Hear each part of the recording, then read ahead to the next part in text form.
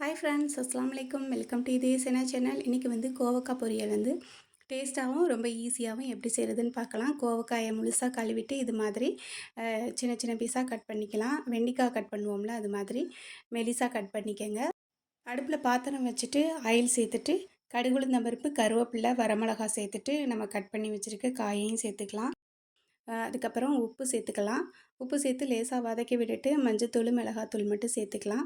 அதுக்கப்புறம் நல்லா கொஞ்சம் தண்ணி சேர்த்து வேக வச்சிடலாம். இது மாதிரி மெலிசாக கட் பண்ணால் தான் சீக்கிரமாக வேகும். நல்லா சாஃப்டாக சாப்பிட்றதுக்கு ரொம்ப நல்லா ருசியாக இருக்கும். பெரிய பீஸாக கட் பண்ணிங்கனாக்கா வேகிறதுக்கு டைம் ஆகும். அதுவும் இல்லாமல் சாப்பிடும்போது பார்த்திங்கன்னா கொஞ்சம் நறுக்கு நறுக்குன்னு இருக்கும். அதனால் நல்லா மெலிசாக வெண்டைக்காய் கட் பண்ணுற மாதிரி கட் பண்ணி வேக வச்சுட்டோன்னா, தண்ணி சேர்த்து வேக வச்சுட்டோன்னா சூப்பரான டேஸ்ட்டான கோவக்காய் பொரியல் ரெடி ஆயிடுச்சு. செய்கிறதும் ரொம்ப ஈஸி, டேஸ்ட்டும் ரொம்ப நல்லாயிருக்கும். ட்ரை பண்ணி பாருங்கள். Thank you.